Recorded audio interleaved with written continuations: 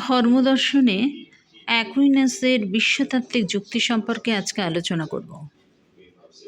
জগতের ক্ষুদ্র ও বৃহৎ যাবতীয় বস্তু ঘটনা সাপেক্ষ, অন্য নির্ভর, সম্ভাব্য অর্থাৎ আপতিক হয়ে থাকে।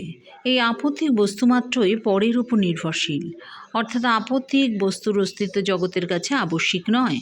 বস্তুটি যেমন থাকতে পারে তেমনি আবার নাও থাকলেও জগতের কোনো রকম কোনো ক্ষয়ক্ষতি হয় না।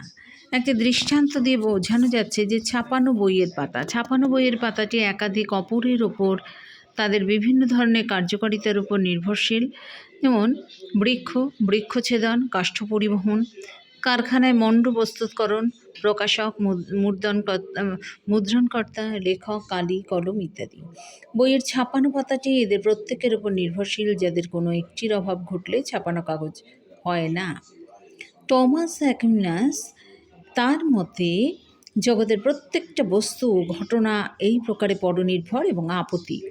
যা আপতিক, অন্য নির্ভর, তার ব্যাখ্যায় অনন্ত অন্যের উল্লেখ করতে হয় বলে সেই ব্যাখ্যা গ্রহণীয় হতে পারে না।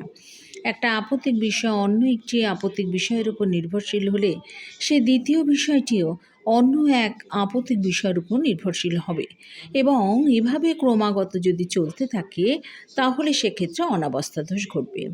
এই জন্যই অ্যাকুইনাস তিনি বলেছিলেন যে আপতিক বা অন্য নির্ভর বস্তু ও ঘটনার ব্যাখ্যায় কোনো এক আবশ্যিক ও স্বনির্ভর সত্তার অস্তিত্ব স্বীকার করতে হয়, যা ঈশ্বর ছাড়া অন্য কিছু নয়।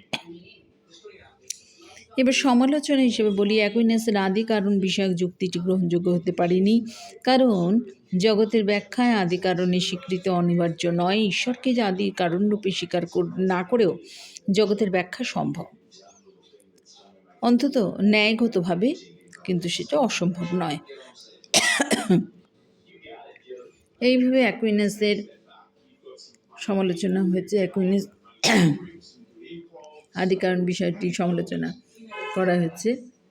এছাড়াও আলোচনা দিয়ে দিলাম।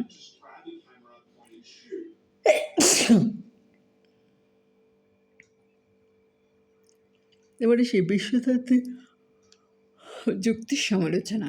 এক্ষেত্রে ঈশ্বরকে জগতের অতিবর্তী রূপে গণ্য করা হচ্ছে। ঈশ্বর জগতের অতিবর্তী হলে সেই ঈশ্বরকে আর সর্বধারক, সর্বব্যাপক ইত্যাদি বিশেষভাবে বিশেষিত করা চলে না। এইভাবে দ্বিতীয় ক্ষেত্রে বলছি যে জগৎকে আপতিক বা সাপেক্ষ এবং ঈশ্বরকে আবশ্যিক বা নিরপেক্ষ রূপে গণ্য করেও অ্যাকুইনাস সঠিক কাজ করেননি। আপতিক ও আবশ্যিক পরস্পরের সাপেক্ষ, পরস্পরের নির্ভরশীল। তো এইভাবেই অ্যাকুইনাসের আদি কারণ বিষয়ক যুক্তির সমালোচনা করেছেন এবং বিশ্বতাত্ত্বিক যুক্তির আলোচনা ও সমালোচনা হয়েছে।